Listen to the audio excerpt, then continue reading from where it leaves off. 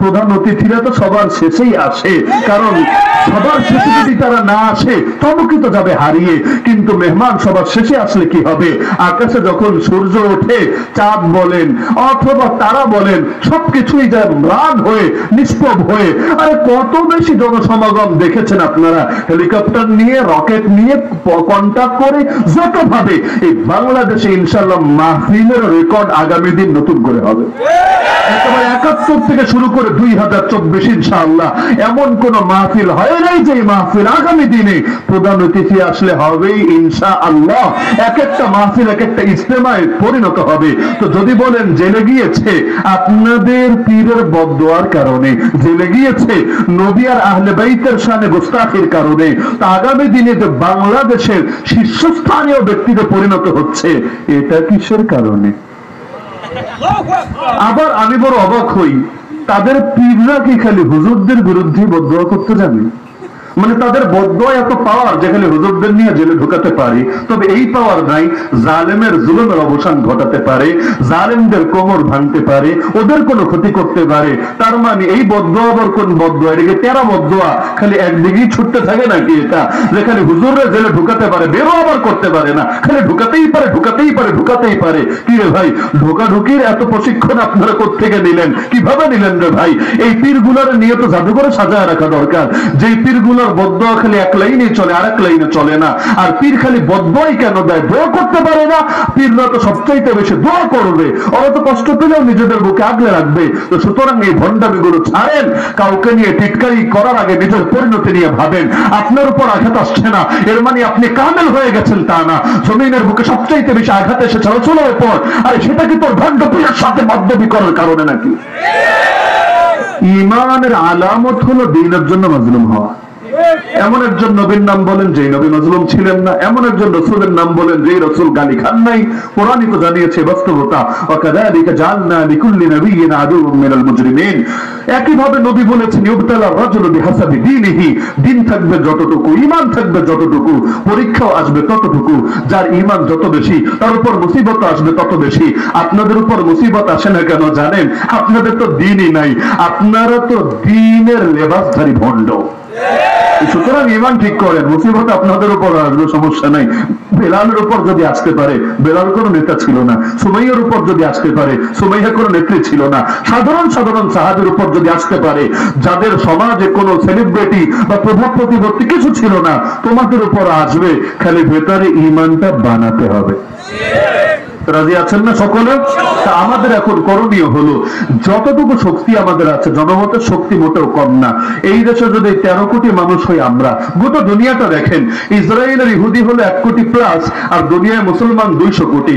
200 কোটি মুসলমান বলে আমরা দুর্বল, আমরা অক্ষম, আমরা অসহায়, আমরা নিরীহ। কি রে পাগল?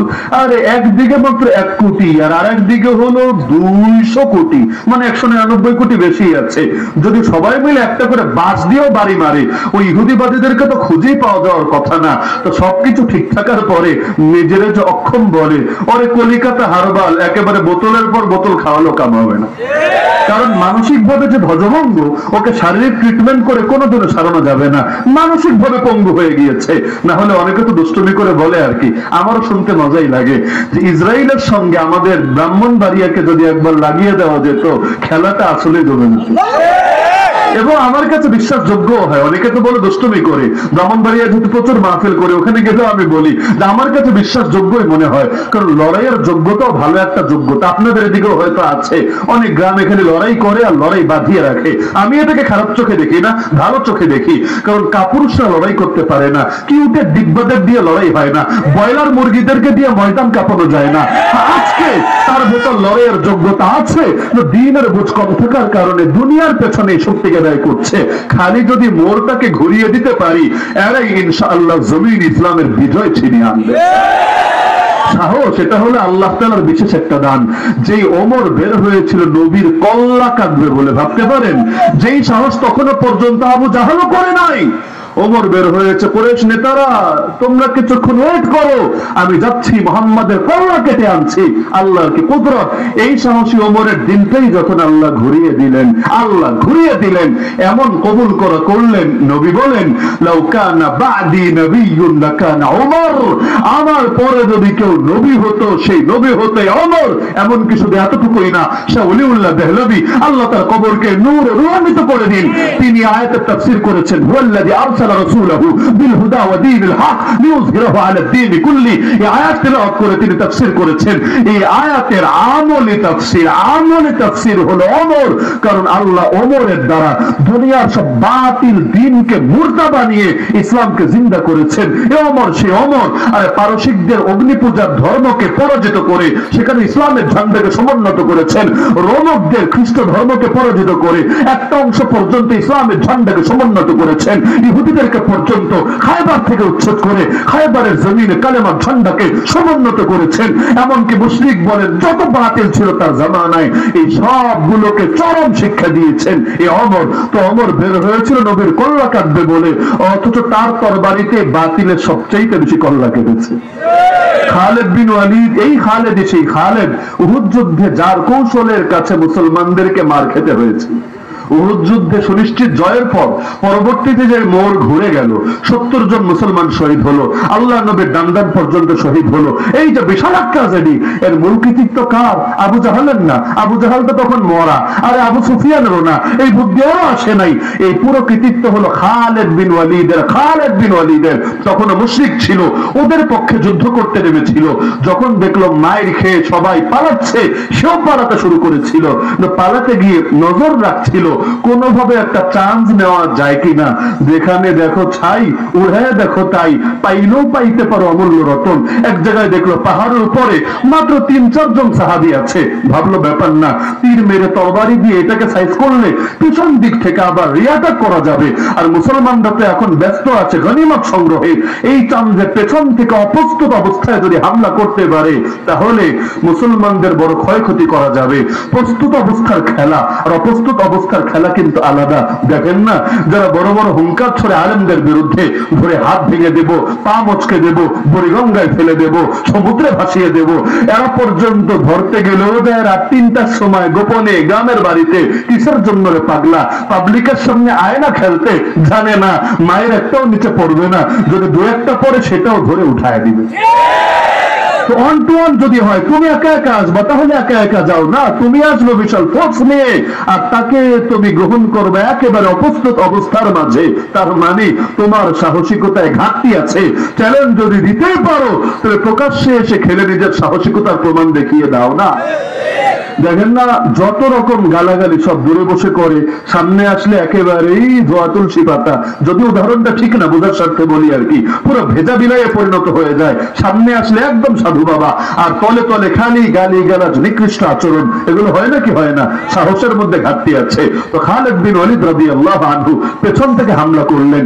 এই কাফেররা যেমন আমাদেরকে এখন পেছন থেকে এসে হামলা করছে, এখানে ধরে শ্রমিকরা মারছে, ওখানে ধরে এই মজদুরকে মারছে, ওখানে ধরে নারীকে ধর্ষণ করছে। আরে দুনিয়ার কাফেররা এতই যদি তোরা বীর হতে পারিস তাহলে যোদ্ধাদের সাথে লড়াই কর না। এই ইসরায়েলের ইহুদিবাদীদেরকে দুনিয়ার লোকে মনে করে বড় বীর, আমি মনে করি এগুলো কাপুরুষের চাইতে বড় কাপুরুষ। কারণ ওরা যদি আসলে বীর হতো, হামাসের সাথে ওদের শক্তি কত আছে দেখিয়ে দিত। কিন্তু হামাসের সাথে পারে না, গিয়ে সিভিলিয়ানদেরকে মারে, গিয়ে নারীদেরকে ধর্ষণ করে, গিয়ে শিশুদেরকে। আরে গত 75 বছরে কত হাজার না লক্ষ শিশুকে মেরেছে, ইতিহাস পড়েন।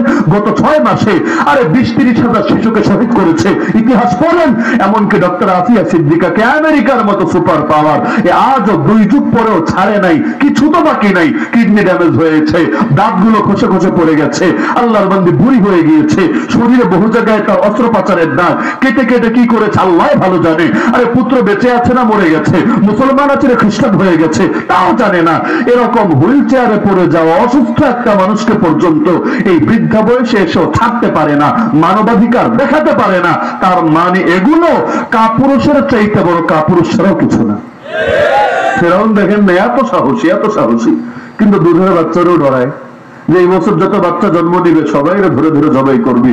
কেন রে ফেরাউন, তুই যদি এত সাহসী হোস, আগে দুনিয়া আসতে দে, বড় হতে দে, বাহিনী গঠন করতে দে, শক্তি সঞ্চয় করতে দে, তারপর ওর সাথে লড়াই করে। এখন পিঁপড়ার হাতির যদি মোকাবেলা হয়, হাতি যদি পিঁপড়াকে বলে হায় খেলা হবে খেলা হবে, বিষয়টা কেমন হবে? এটা হাতির জন্য লজ্জার বিষয় না? হাতির জন্য লজ্জার বিষয়, তবে পিঁপড়ার জন্য আবার গৌরবের বিষয়। পিঁপড়া বলবে দেখেছিস এত এত মাল নজরে থাকতে আমার গায়ে নজর পড়লো কোন দুঃখে, তার মানে মই কি হনুরে, বুঝেন নাই? না হলে এত এত প্রাণী থাকতে আমার গায়ে নজর পড়লো কোন দুঃখে। তো ফেরাউন আর শিশু মূসার লড়াই এই পর্যায়ের লড়াই না। ফেরাউন হলো জামানার বাদশাহ, আর মূসা এখনো দুনিয়াতে আসেই নাই, এখনো ডাউনলোডিং মানে সিরিয়ালে আছে, কিছুক্ষণ পর দুনিয়াতে আসবে। তখনই তার বিরুদ্ধে মৃত্যুদণ্ডের রায় জারি করেছে। তো একজনকে মারার জন্য হাজার হাজার জনকে মারছে। তার মানে এই দুনিয়ার রয়্যাল টাইগার যারা বাতিলদের মধ্যে, ওদেরকে দেখতে যদিও মনে হয় রয়্যাল টাইগার, বাস্তবে ওরা মেয়াও টাইগার ছাড়া কিছু না। তো ওরা যদি 1000 জন হয়, মুসলমানের 100 জনের সাথে ওরা পারে না। খালিদ বিন ওয়ালিদ যখন নিয়ে গিয়েছিল বাহিনী, খ্রিস্টানদের সেনাপতি বলছিল এই কয়জন নিয়ে এসেছিস, তোরা কি ডাকাত দল নাকি, ডাকাতি করতে এসেছিস, এই কয়জন দিয়ে যুদ্ধ হয়? খালিদ বিন ওয়ালিদ বলেছিল সৈনিক কম তাতে কি, আমার প্রতিটা সাথী ময়দানে এসেছে শাহাদাতের অমীয় সুধা পান করার তামান্না নিয়ে, আর তোদের লোকেরা ময়দানে নামবে জীবিত থেকে বেতন ভাতা ভোগ করার জন্য। তো যেই জাতি মরতে চায় আর যেই জাতি বাঁচতে চায় জিন্দেগি তো সমান হবে না। বিশ্বাস না হলে খেলা শুরু করে দেন নাকি? তো দেখেন না ময়দানে মুজাহিদ কবে বেশি ছিল, আফগানিস্তানে যোদ্ধা কয়জন ছিল, হামাসের যোদ্ধা কয়জন আছে, বা গোটা দুনিয়ার মধ্যে মুজাহিদ এখন কয়জন আছে, কাফেরদের কয় ভাগের 1 ভাগ হবে। এমনকি অধিকাংশ মুসলমান মুজাহিদ তো দূরের কথা, উল্টো জিহাদের মুজাহিদরা গালি দেয়, দেয় না? মুসলমান গালি দেয় মুজাহিদরে, আর কাফেররা ওদেরকে মাথায় তুলে নাচে। এই যে দেখেন ফরিদপুরে একটা ঘটনা ঘটে গেল, আমাদের ওই ধর্মের কেউ এটার বিরুদ্ধে বিবৃতি দিয়েছে? সবার মধ্যেই নাকি ভালো মন্দ আছে, হ্যাঁ আছে, কত সত্য। দরকার ছিল না তাদের লোকেরাও এটার বিরুদ্ধে প্রতিবাদ করবে? আর দরকার ছিল কিনা? কেউ যদি হুজুরের লেবাস লাগিয়ে ভণ্ডামি করে আমরা প্রতিবাদ করি না? অন্তত আমি আলী হাসান ওসামার ব্যাপারে জিন্দেগিতে তো কেউ বলতে পারবে না যে কাউকে ছেড়ে কথা বলেছি, কাউকে স্পেস দিয়েছি, তার লেবাস যাই হোক, তার সার্কেল যাই হোক, তার ফ্যান ফলোয়ার যত বেশি হোক, আরে সে পিঁপড়াই হোক আর সে হাতিই হোক, কখনো তো দেখি নাই। আমরা তো অন্যদের বিরুদ্ধে প্রতিবাদ করি, নিজেদের বিরুদ্ধে প্রতিবাদ করি, ভুল ভুলই। আরে যদি ভুলের বিরুদ্ধে বলতে গিয়ে বাপের বিরুদ্ধে বলা লাগে তাও বলতে রাজি আছি। ইনসাফ করা দেখালো না কেন? এটা যে একটা হত্যাকাণ্ড, এটা যে আইন নিজের হাতে তুলে নেওয়া, এটা বুঝতে তো পিএইচডি করা লাগে না। ভারত থেকে বিবৃতি আসলো না কেন? আর এদেরকে পয়সা দিয়ে সাহায্য করলো না কেন? কারণ সেই মাকে দেখে বলছে আল্লাহ আমার একটা ছেলে যদি বেঁচে থাকতো তাও তো আমাকে মা বলে ডাকতে পারতো, আমার 2টো পুত্রকে কেড়ে নিল, আমার তো কিছুই রাখে নাই, কে আমাকে আর মা বলে ডাকবে? তো পয়সা দিলে তো আর প্রাণের বিনিময় হয় না, তবুও এই অসহায় নারীটাকে সাহায্য করা দরকার ছিল না, করেছে। করার কোন গরজ অনুভব করেছে? উল্টো ফেসবুকে নজর দেন, দেখেন উল্টো উল্লাস করছে, বুনো উল্লাস যে একটা কাজের কাজ নাকি হয়েছে। নাউযুবিল্লাহ মিন যালিক। তার মানে ভুলের পক্ষে ওরা একজন আরেকজনকে সাপোর্ট দেয়, আর হকের লাইনও আমরা একজন আরেকজনকে সাপোর্ট দিতে পারি না। আজকে দুনিয়া দেখলে মনে হয় সবাই মামুনুল হক সাহেবের পক্ষের লোক, বিপক্ষে কেউ নেই, দেখলে এমন মনে হয়। আর জেলে যাওয়ার আগের দিন পর্যন্ত একদল তারে গালি দেয় নাই, তাকে সাউন্ড গ্রেনেড বলে টিটকারি মারে নাই, তিনি যে হুঙ্কার গুলো ছড়েছেন এই হুঙ্কার গুলোর কারণে তাকে নিয়ে বিদ্রুপ করে নাই। আজকে আফসোস করে আমাদের যদি একটা কণ্ঠ থাকতো, এক কণ্ঠের সঙ্গে তাল মিলিয়ে দেশে কোটি কণ্ঠ জেগে উঠতো, আর এক একটা জাগরণ তৈরি হতো। প্রতিটা ইস্যু আসে, বান্দর তত্ত্ব আসলো, ট্রান্সজেন্ডারবাদ আসলো, অবশেষে গিয়ে ফরিদপুরের পঞ্চপল্লীর ঘটনা আসলো, পুরো দেশ আফসোস করেছে। আজকে যদি হায় সে সাউন্ড গ্রেনেড হুজুরটা থাকতো, বাংলাদেশের চিত্রটাই ভিন্ন কিছু হতো। তো গালি তো বহুত দিতে পারলা, বিকল্প তো তৈরি করতে পারলা না, তো কি দরকার ছিল গালি দেওয়া? আগামী দিনে আসুক, বিশ্বাস করেন, লিখে রাখেন, তখনও দেখবেন একদল নিয়মিত গালি দিচ্ছে। গালিবাজদের কাজ গালি দেওয়া, যদিও কোনোদিন এর বিকল্প এনে দেখাতে পারে না। সুতরাং আমার মূল বার্তা পুরো আলোচনার খোলাসা এটা যে আল্লাহ নবী সাল্লাল্লাহু আলাইহি ওয়াসাল্লামের জিন্দেগি থেকে এই শিক্ষাটা আল্লাহর হস্তে নেই যে একজন মুসলমানের রক্তকেও বৃথা যেতে দেওয়া হবে না। আল্লাহর জমিন আল্লাহর দিন জিন্দা করতে হবে, তাহলে মুসলমানদের রক্তের নিরাপত্তা নিশ্চিত করা যাবে না। আরে যেই জাতি নিজেরা নিজেদের অধিকার সুনিশ্চিত করে না, বাতিল এসে কখনোই তাদেরকে তাদের অধিকার বুঝিয়ে দেয় না।